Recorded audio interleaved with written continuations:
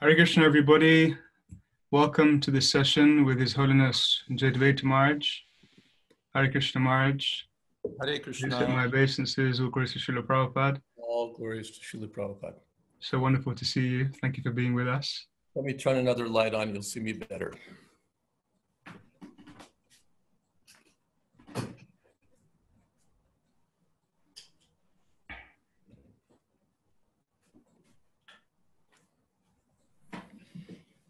Right? Yeah. Well, yeah, we can see you.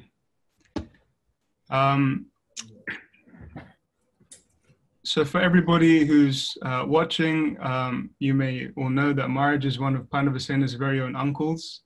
He's a very senior devotee within our movement, joined and initiated in 68, sannyas in 78. Many things come to mind by way of introduction, but there are four things specifically that come to my mind. The first is Maharaj's very warm and ecstatic smile, which eases everybody, especially me who's trying to interview him. So when I see that smile, I feel a lot more at ease. He has a very strict and regulated life. For example, if you go on his website, you can see his diet is very simple, very sattvic. And in fact, Tamal Krishna Maharaj once said during a Vyas Puja festival that he wished he could be as disciplined as Jayadvaita Maharaj. So that's another characteristic of Maharaj. His classes are very clear, very systematic, with lots of reference to Shastri and philosophy. So you always leave Maharaj's classes feeling like you've understood something more than where you were when you walked into the class. And finally, one of Maharaj's most famous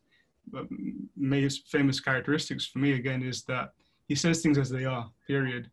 And that can be a very refreshing thing, especially when we're living in a world of motivational speakers and self-transformational gurus, just to hear things as they are. So Maharaj, we're very honored and very happy to be here with you.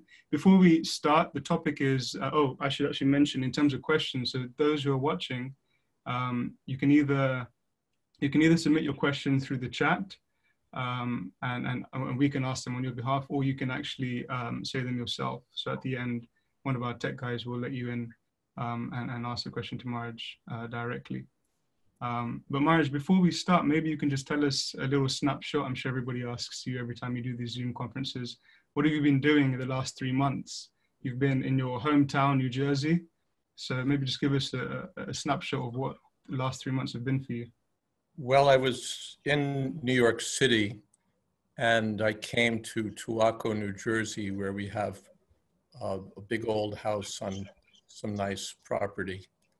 And I came here on a writing retreat, but then while I was here, the world turned upside down. So I've just stayed here and I'm busy, a little bit of writing, giving a lot of classes. 3 nights a week I'm giving classes, and then other nights or other times also. And I'm listening to other people's classes. There's some really great stuff out there. The New Jersey's channel has, on the nights I don't speak, they have kind of an all-star lineup. I've been listening to Burijan Prabhu's classes and Indradyumna Maharaj's classes. There's just wonderful stuff out there. So I've been filling my ears up a little bit. Great. Pigging out, as they say.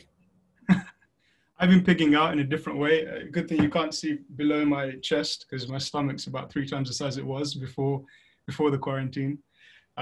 So Maharaj, the topic is from sinner to saint. I got to make sure I get that the right way around, not from saint to sinner, sinner to saint.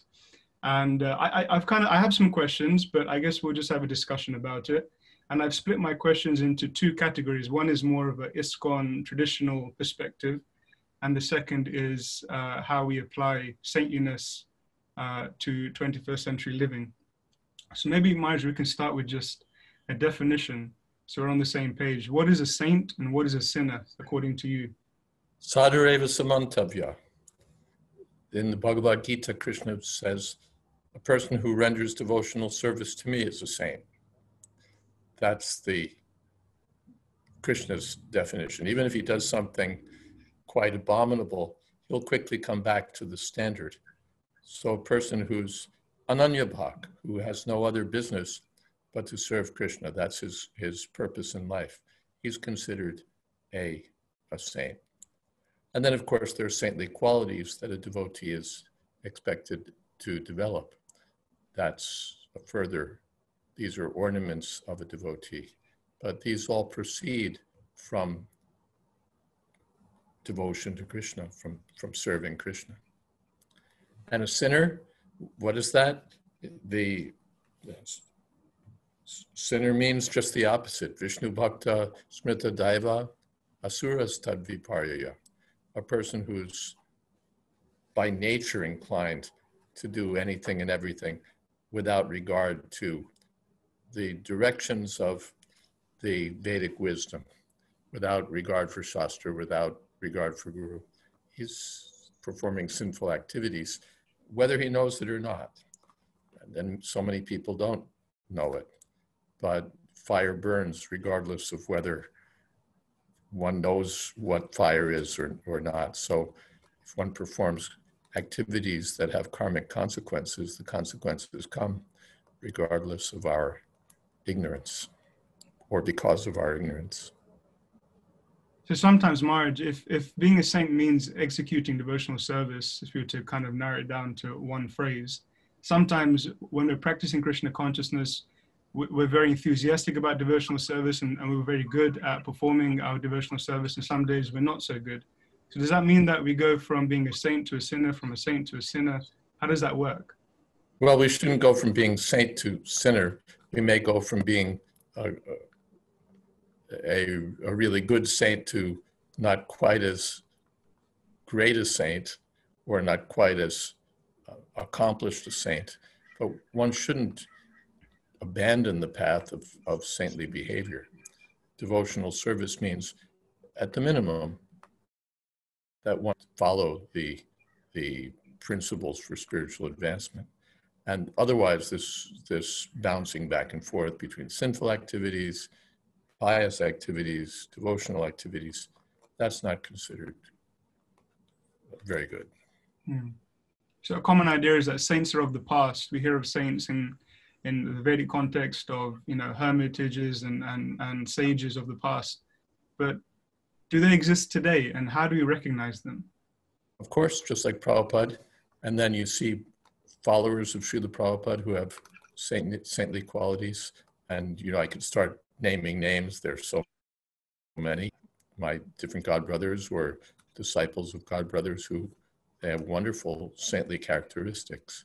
So we don't have to turn back the pages and go back to the thousands of years.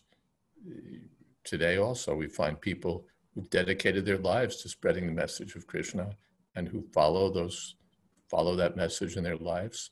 So we have to consider them the best class of saints. On that point, Prabhupada said that his movement has demons disguised as devotees. So, and Iskcon has somewhat of a colorful history of those that were deemed as saints or transcendentalists falling away from devotion.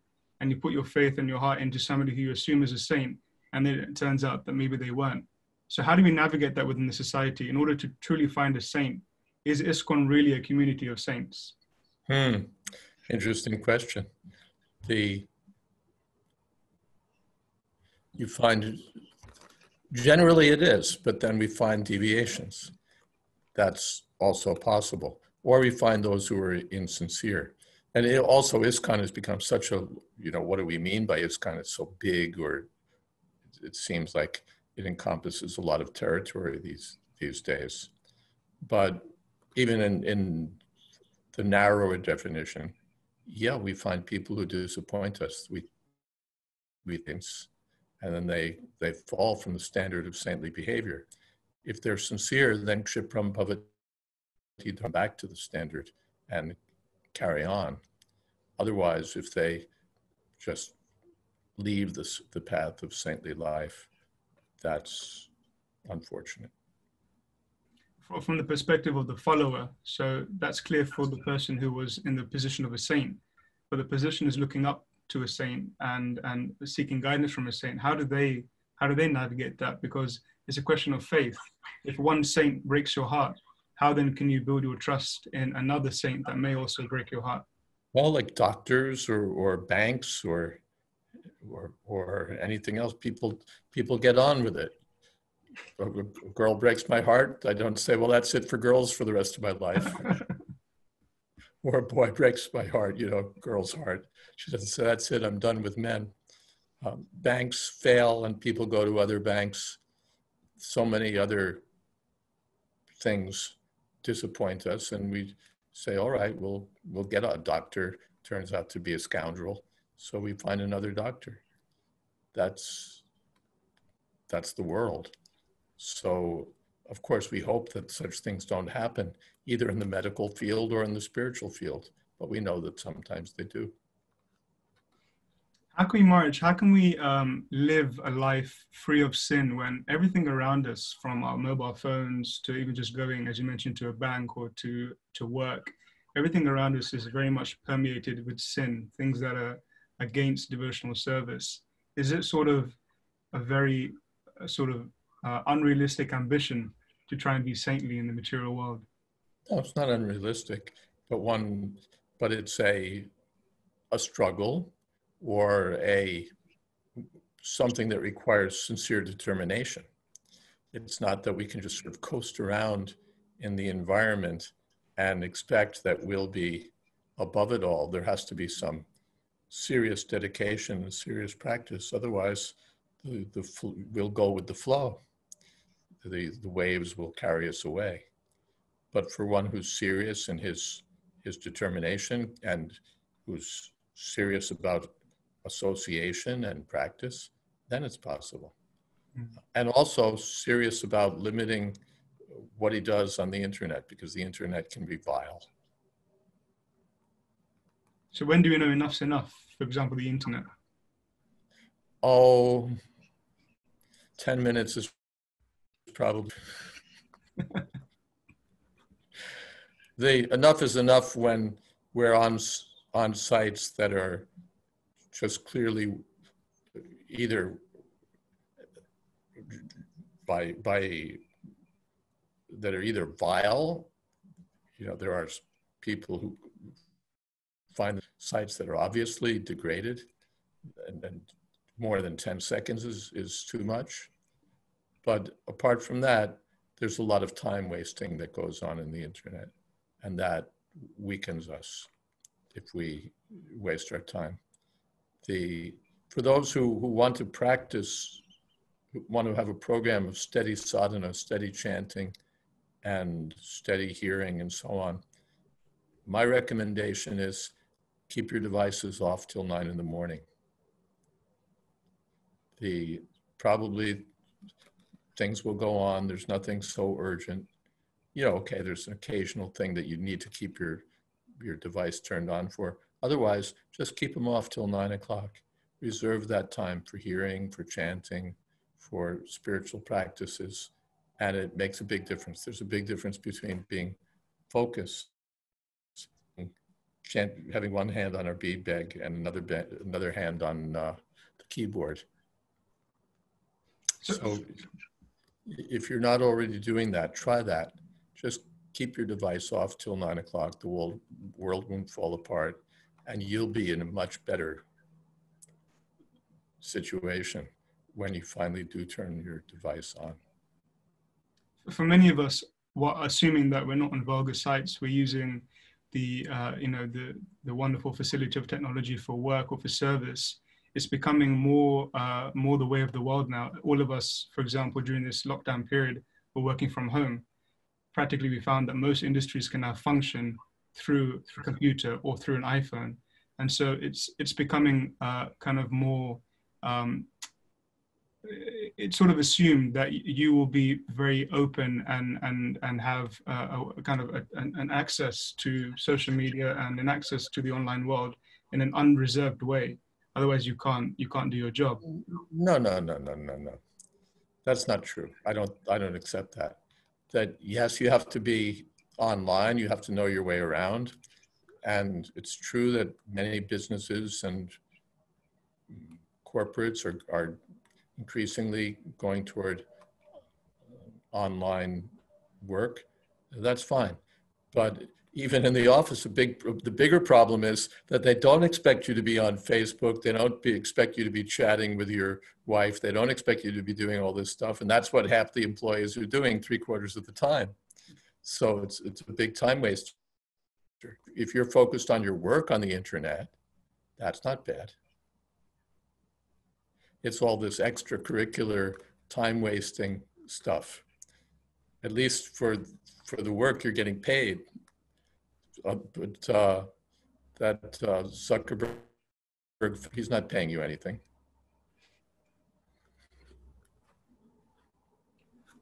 In Iskcon, there's a lot of emphasis on sin, rules, regulations. I mean, not, obviously there's somewhat of a balance, but there is a definite focus on this is the way to be and this is the way not to be. And for many people, particularly the youth, it could be quite daunting and sort of quite a shock to the system if you fall short of some of these rules and regulations, and you fear judgment. And so the question I have is, does Iskcon have the balance right, or are we just really pushing people over the edge? Well, I don't know what Iskcon is saying. Iskcon in any particular place is saying to whom, but certainly drawing boundaries is healthy. If you're a parent, you don't draw boundaries for your kids, you're being irresponsible. If you're an employer and you don't have boundaries for your employees, you're being irresponsible. So boundary drawing is good. It lets everybody know where the fence posts are. That's good. And it's also good for us personally. It says, okay, here's where I go, here's where I don't go. When you have no boundaries, no standards, no principles, where are you? You're a mess. So having clear and well-defined and strongly articulated boundaries is helpful both for the individual. That's the first point. Now, that doesn't mean we have to be mean or fanatical or impersonal, but it means that there are standards, and if one is serious, one is expected to follow them. And it depends. Obviously, if you're an inmate, as we sometimes say, of a temple, then there are certain standards that are mandatory. You have to do this, or you can't be there. Otherwise, if you're in your own home, your own family, then it's up to you. We're not going to send out the enforcers to make sure you're doing this or that or not doing this or that. It's up to you. But knowing what the standards are and having standards, and that's good, that's healthy, especially when the standards are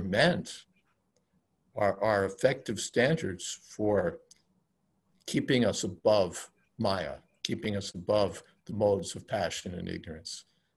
If we are interested in being above the modes of passion and ignorance, if we're interested in transcendental life, then following those standards is in our own best interests. And having a society, well, it isn't so great. In terms of boundaries, I mean, Iskcon has general boundaries, which you're all aware of, but sometimes you find some communities have much stronger boundaries than other communities. And that can be an issue in terms of navigating that.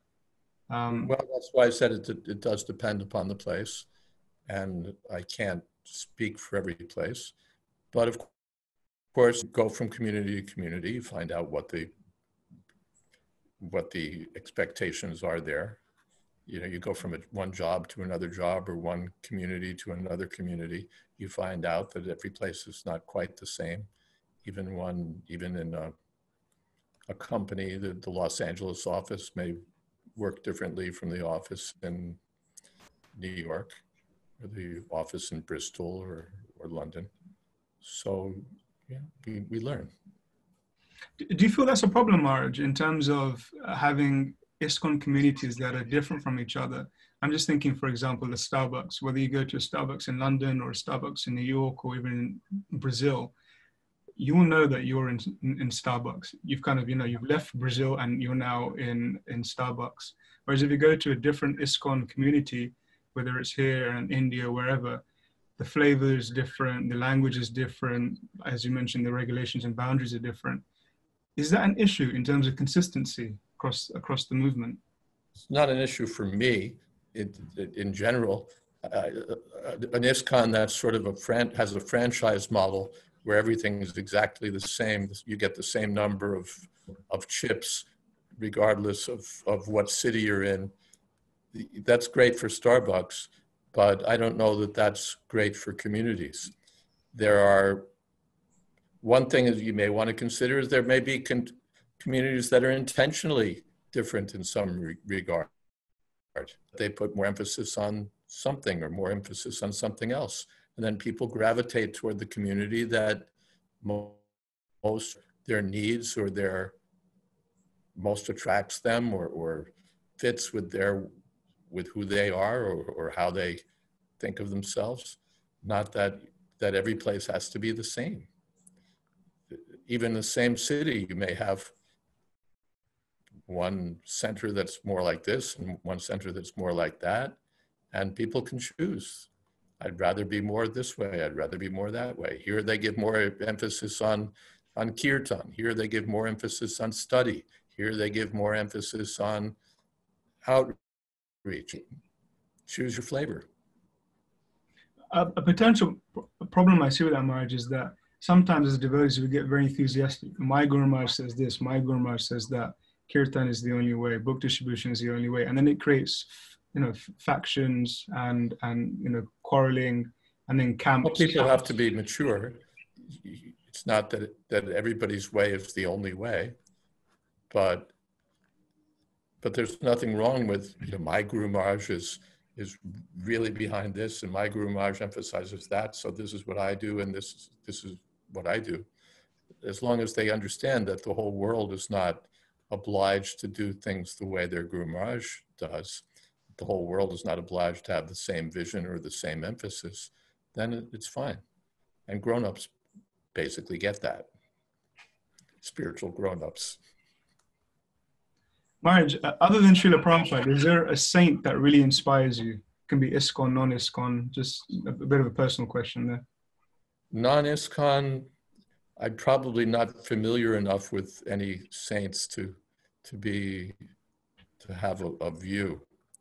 In Iskcon, Niranjan Maharaj, Sachinandan Maharaj, the Govinda Maharaj, Indradumna Maharaj, there's dozens and dozens. How many saintly devotees there are, and then in the next generation, there's so many also. Some are just wonderful devotees. The whole community is full of saintly people, grahastas, sannyasis, so wonderful. They're just wonderful saintly devotees. I heard, who was it who was speaking the other night? My goodness. Amarendra. I don't know. Amazing. It's like, where did this guy come from? He's so enthusiastic to speak Bhagavatam, and he knows the philosophy so nicely, and he's got verses this way and that way, and he speaks beautifully and sings beautifully. You say, like, my goodness, what planet? It's like, this is just people's qualities coming out of their ears. Just as we would expect, we would hope that devotees young people who grow up and with devotee parents would become saintly devotees, and not everyone does, but many do, and they're just like amazing people.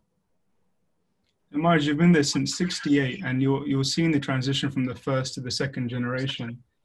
Are we going in the right direction? You mentioned some of these young devotees. Are you? Of course. Sorry, you broke up. You're all off course.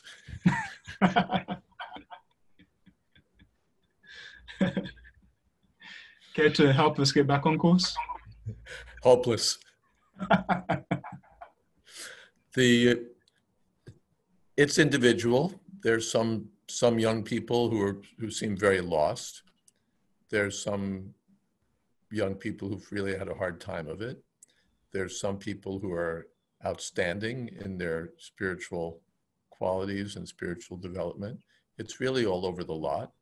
I don't think there's I can't make a generalization and say there's a good generation, a bad generation, they're on course, they're off course. It's really individual. Individual on a person-to-person basis, or could you make a generalization between those who are off course, they need this? Is there anything you can pinpoint in regards to that?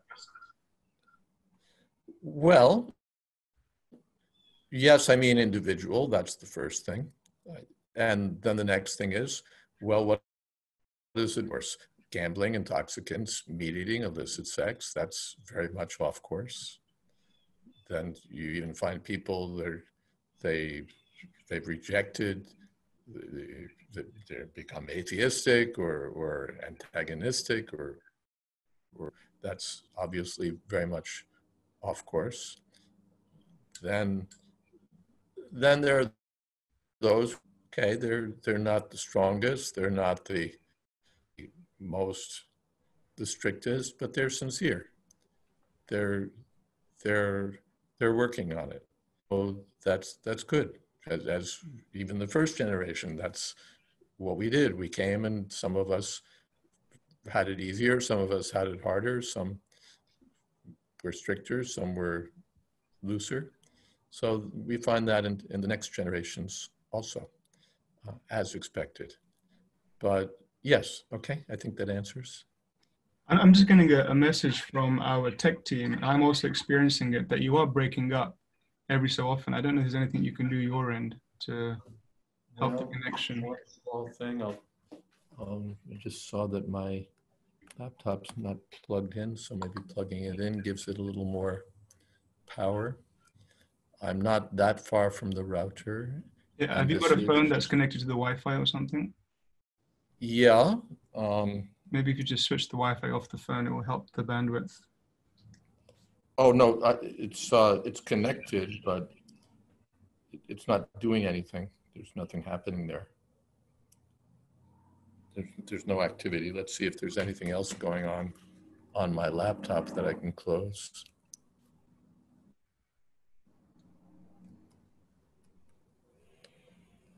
Okay, the laptop is all yours now. Okay. It may just be the nature of the internet and how much we can get out of it. If anybody else is using their video, and they could turn it off. I'm just getting a message saying that it's better now, so maybe, I don't know. It's better. Okay. Mentioning it sorted the problem out. Okay, so Maharaj, let's go into the 21st century, kind of applying the principle of saintliness to today's living. In London, there was a big Black Lives Matter march, and thousands of people joined. And of course, I'm sure you're very, very much well aware of what's going on, specifically in America, regarding this whole issue. The Christian Hillsong community and many Islamic associations are releasing statements from their leaders in support of the Black Lives Matter campaign. As far as I know, there's not been any official statement from Iskcon. So my question is, what is a saint's duty to societal and humanitarian issues such as Black Lives Matter or gender equality or other issues? What would you say is our responsibility in that regard? Well, I would hope that our response would be to give some spiritual one. I don't have much patience for Me Too kind of statements. Oh, it's really terrible. We stand shoulder to shoulder with those who say that, that we're for democracy or we're for justice, or we just to come out and say that, might as well be quiet because you're just an echo. But we have something to say that, hey baby, what are you talking about? Black Lives Matter. Get down to what you really are. You're not this body. That's the first thing. And other people need to understand that also. That's the root of the problem. Some people are thinking black, some people are thinking white. Like I'm this, I'm that, and therefore duality. So one has to come to the spiritual platform. Everybody's life matters. Why only black lives? Black lives matter, white lives matter, yellow lives matter, red lives matter, and everybody's life matters. But if all we see is the bodily platform, then we'll start dividing it up. Our group matters, black lives matter, or everybody, but our group matters more than your group. And that's on the family level, that's on the racial level, that's on the ethnic level, that's on the national level, international level. Everybody's life matters, but some lives matter more than others because we're on the bodily platform. When we come to the spiritual platform, that's the real equality platform. That's the real equality life, equality platform. Unborn lives matter, but we sort of divide it up according to our sense gratification. These lives matter more than those lives. So real equality, real proceeds from basic understanding.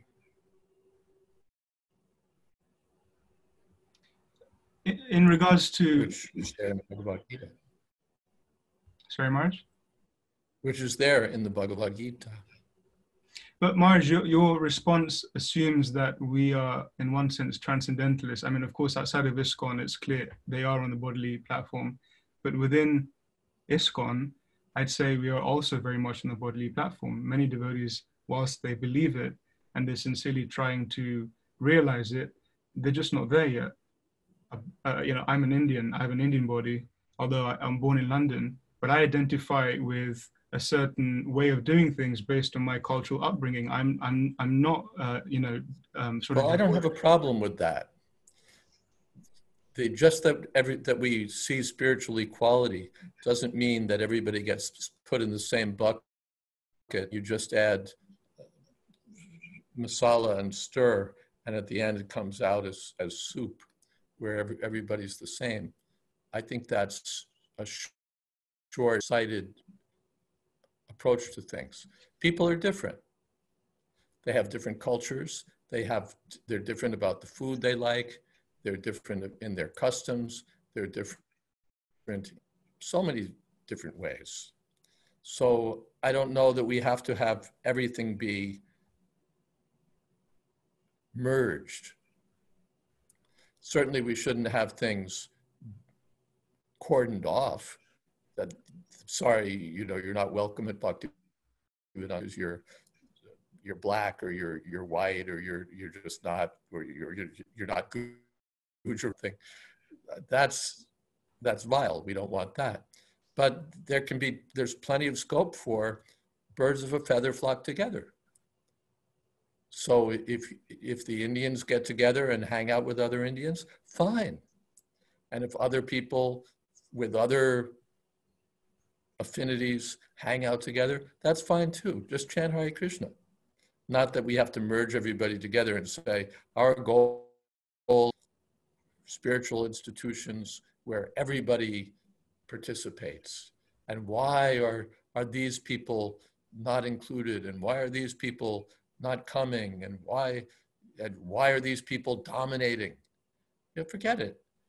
If there's too many Indians at Bhaktivedanta Manor, start your own place for other people.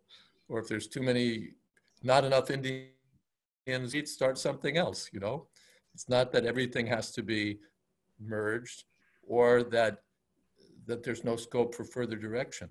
There's so many cultures, and in one sense you can celebrate them.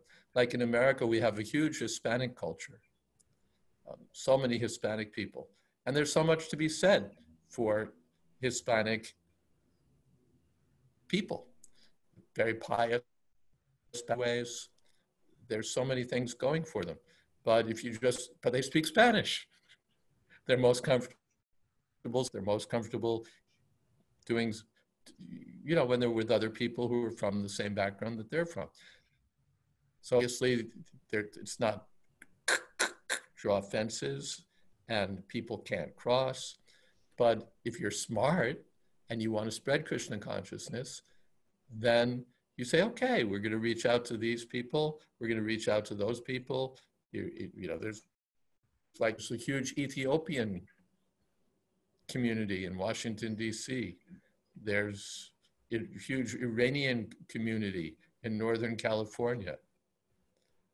And just to say, okay, now we stir well until everything's mixed in, may not work, especially when you've already got a dominant majority somewhere. When your church is like, let's say, 98% Black, chances are that an Indian newcomer who would go around and say, what am I doing here? Or if your church is 98% Indian, someone who's Black or white probably say, what am I doing here? And people who are there may also kind of think, well, what is this fellow doing here? So I know churches do a lot of hand-wringing, why is it we don't have a more even represent? I say go with it. You have lots of different communities where people can come and go and find makes them comfortable, and where they find friendship and fellowship and affinity, and in that way make it more inclusive, not by trying to make fit everything in one box that fits everything, but by having lots and lots and lots and lots of boxes that you can opt for. And then by having flexibility so that people can come here, they can come here. It's not limited. Maharaj, what do you say to devotees who are experiencing prejudice on the basis of their body? I mean, this whole dialogue has in one sense really highlighted the fact that there is racism in Iskcon, and particularly because it's Black Lives Matter, many Black devotees have expressed pain, and even leaders such as Bhakti Tirtha Maharaj had expressed that he had encountered that. Surely saying you're not this body is a very insensitive thing to say to them. Yeah, and it's certainly true that Iskcon needs to get better. That just saying you're not this body and then acting the opposite way, wonderful. So the members have to become spiritually advanced so that they see that, hey, this person's a Vaishnava, this person's or a candidate for being a Vaishnava. So one has to develop spiritual vision. Samadarshana, a person who's actually on the spiritual platform, develops equality of vision. And it's not enough just that, I drive up in my Mercedes on Sunday and I come to the Sunday feast and I do some other spiritual stuff, but I keep the same mundane vision. That's not really all that great. We're trying to bring people to the platform of being pundits, of being samadarshis, of having equal vision.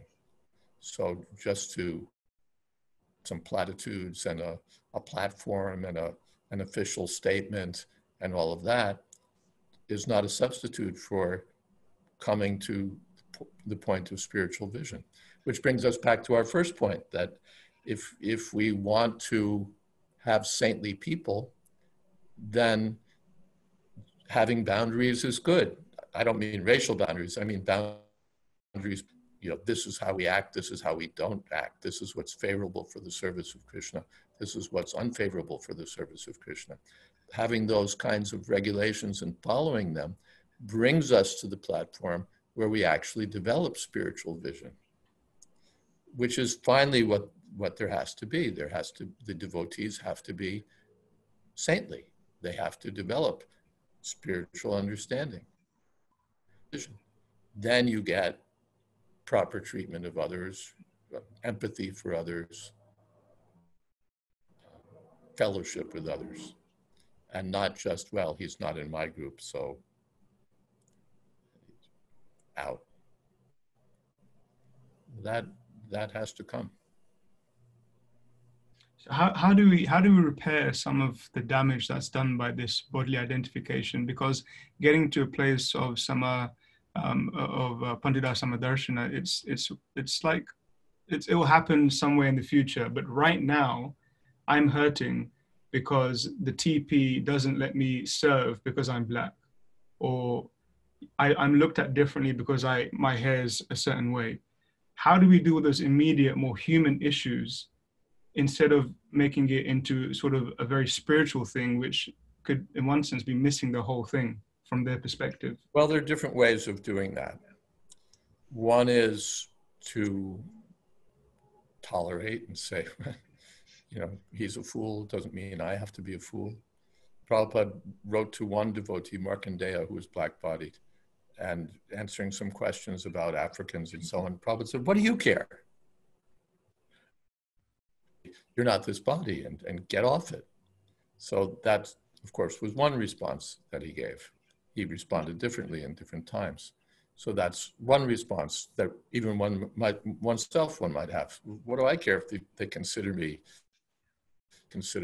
Puerto Rican, or they consider me, what, name your designation. What's it to me? I'm not. That's one response. Another response is you can institution, they're whatever mechanisms are there for, you can try and press the right button or add the right element for change. The other thing is you start something else. I've dealt with a group here in New Jersey. It's not along black-white lines or at all, or black Indian lines at all. But there were two groups of people who had two different ways of going at things. And finally, one just broke off and started another sangha, like another temple, as it were, another nonprofit corporation. And the two were always sort of at one another because, they're in competition or they're something, but they've seemed to have worked it out. And it's just different styles. And there's different people who see things different ways. So in one sense, I sort of favor, if you don't, if there's something that's really irksome about it, or fundamentally, you see it as fundamentally flawed, or it's just something else. And I've even, my sort of half joke is that this is how we spread the Krishna consciousness movement, by breaking off, by saying, I just don't like this temple, I'm going to go start another one. Great. Instead of you ring again, say, why couldn't we keep these people, and why do they want to be? Great, they start something new. And I can think of some very successful temples that work exactly that way. That's how they got their start. They just couldn't, even there was one sannyasi, Prabhupada asked him, why do you want to take sannyas? He said, Prabhupada, I can't get along with anyone else. Prabhupada said, that's a good reason. Yes.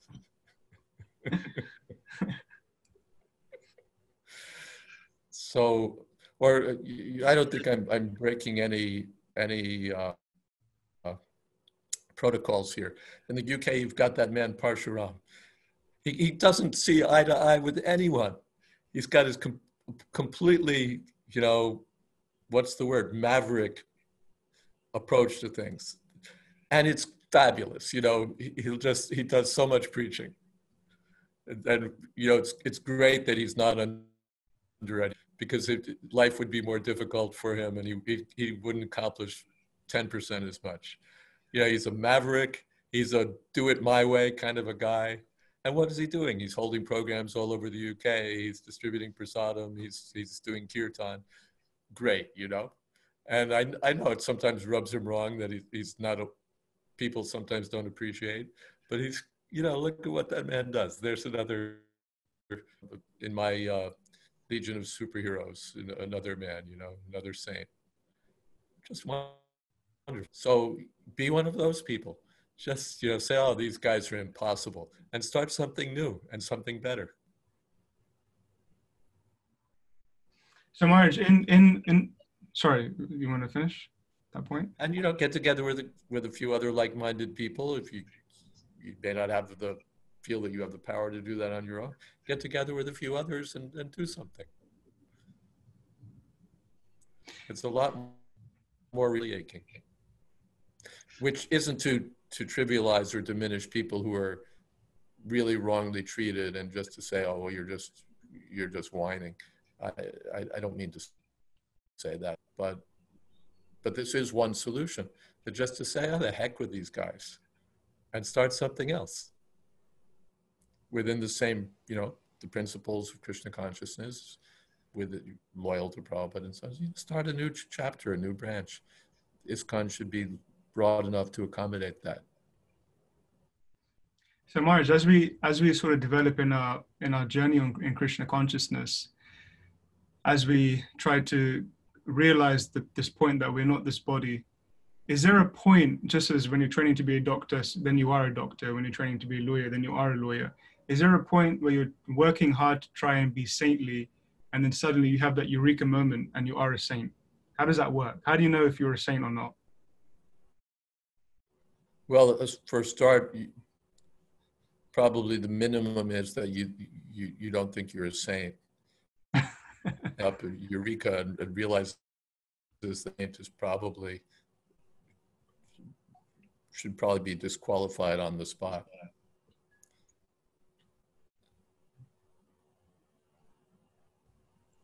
And then we're being trained in saintly behavior. So you can do an audit. Am I following this? Am I free from gambling? Am I free from intoxicants? Am I free from illicit sex? Am I free from meat eating? Am I chanting regularly? And so on. Am I avoiding 10 offenses? You can do an audit. There are principles in this science of bhakti yoga, and you can do an audit. Am I following these things? Then if you're following, those are sort of the externals.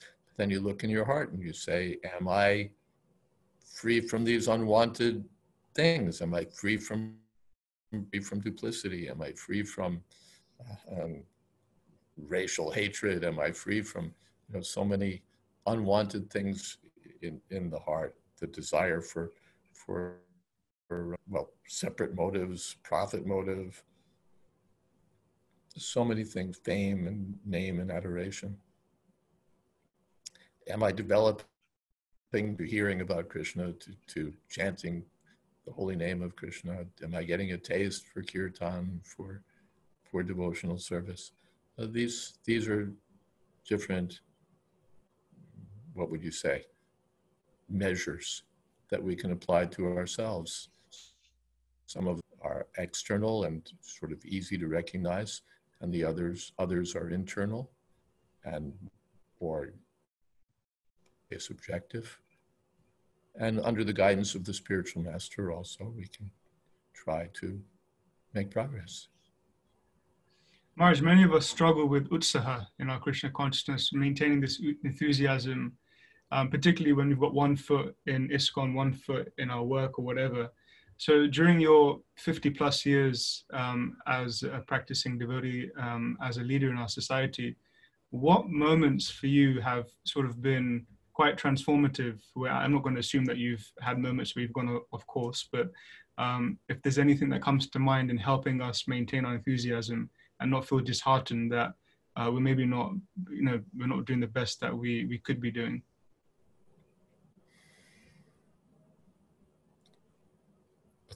First, is most important thing is association, because while someone's down, others will be up. So those who are up can help him stay afloat. If we're on our own, there's a verse in Ecclesiastes that says that if two are together, then they have strength. They can withstand attackers, and if one falls, they pick him up. But if you're alone, then it's so much harder. So having the association of devotees, of advanced devotees, is especially important. And apart from that, having a strong life, having a strong practice of chanting, of hearing, of devotional activities, because I may sometimes be enthusiastic and sometimes less enthusiastic, but if I have a steady program, I keep going. Anything, whether you're a weightlifter or a musician or an athlete of some sort, or anything else, a student, some days you feel like you've really got it down and it's really going great and you're really accomplishing something. And some days you feel like, I'm not, how long am I? And everything seems bleak and you're not going anywhere. But if you have a steady program, that anyway, I'm going to study for 3 hours. I'm going to do this many push-ups or lift this many weights. Anyway, I'm going to practice for my hour and a half, whatever it is. I'm going to write for an hour, writers. So whatever it is, if you have a steady practice, sometimes you're dry and sometimes you're enthusiastic. And there's an American writer, I happened to see some comments he made, said that his principle was that he wrote X number of words per day. He would sit and he would have to meet his quota of words per day. And once he did that, he said, I'm done. I close up my desk and I'm done. And he said, sometimes I feel really inspired. And sometimes I don't. He said, but when I look back at the work, he said, it's all pretty much the same. The writing that I did when I was inspired and the writing I did because I had to meet my quota, he said, it's all pretty much the same.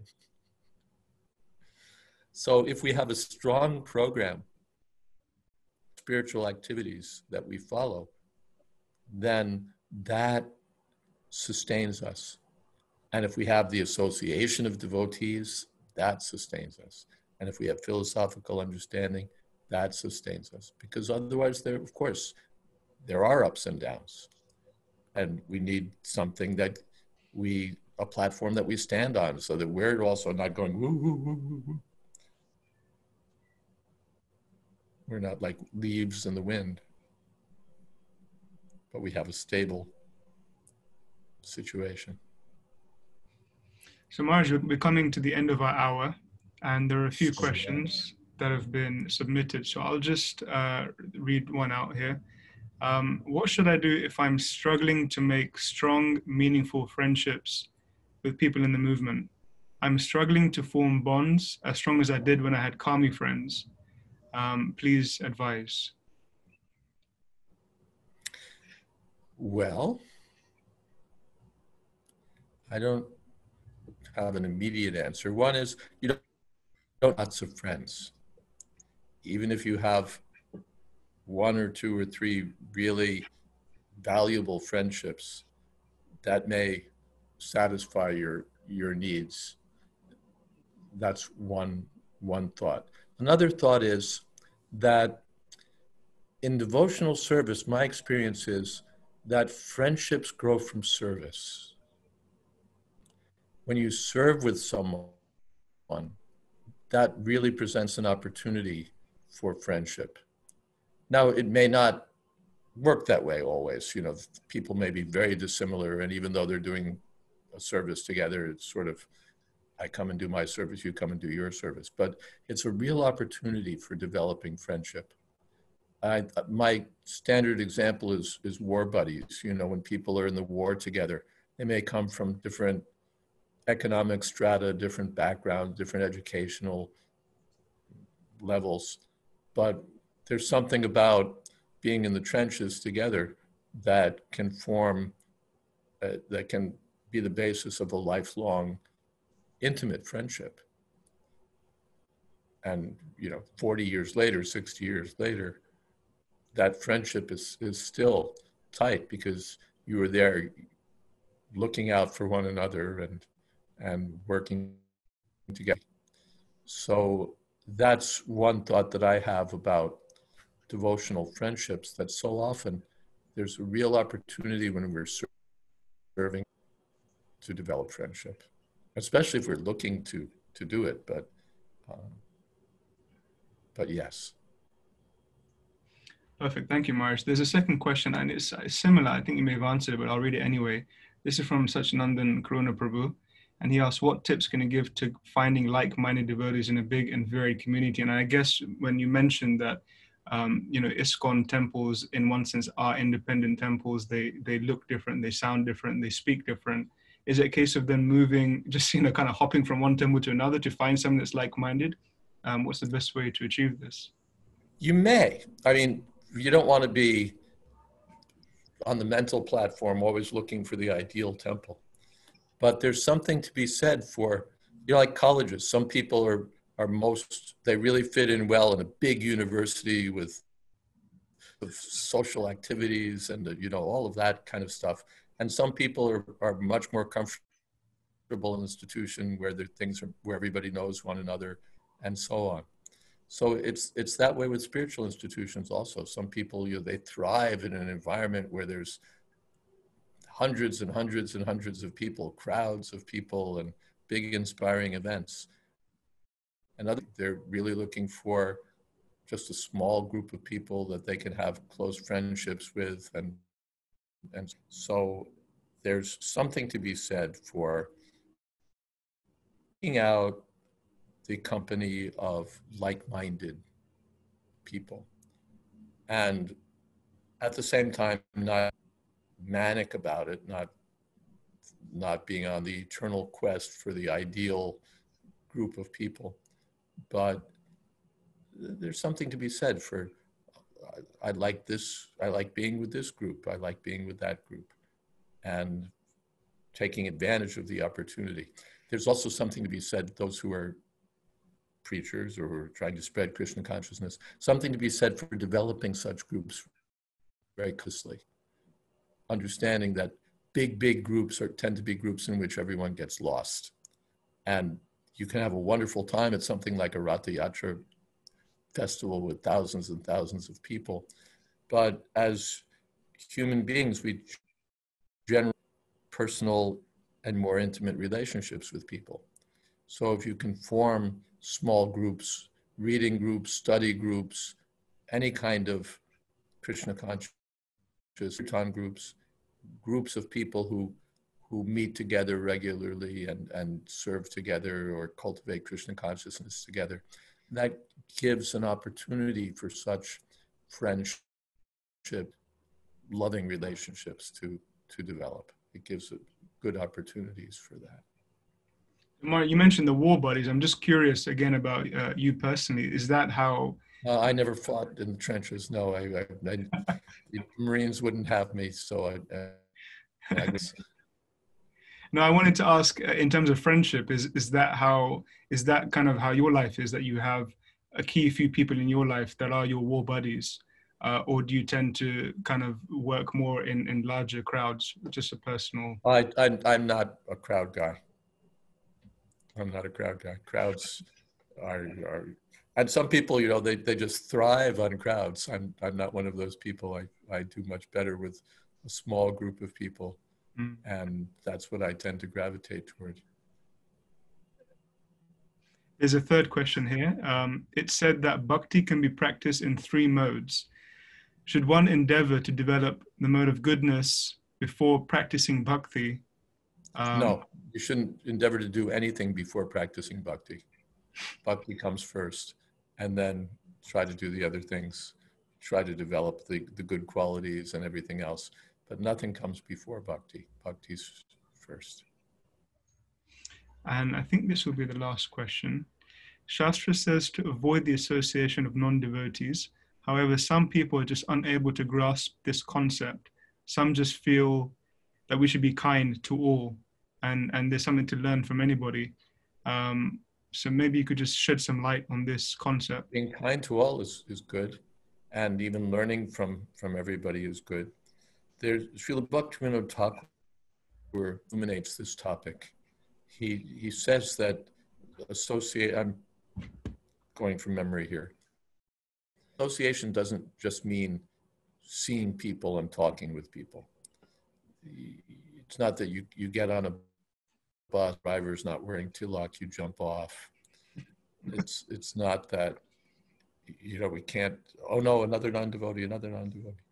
But our intimate association is with the devotees. With other people, good morning, nice to see you, so on and so on. Or if it's work, then let's get into it. That's normal. That's normal life. But our intimate association, these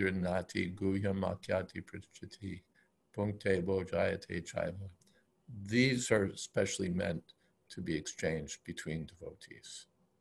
There's a story, I know we're just about out of time, or a little over time. There's a well-known story about the alligator and the what's it, a scorpion there? No, a monkey and an alligator, this one. There's also a scorpion one.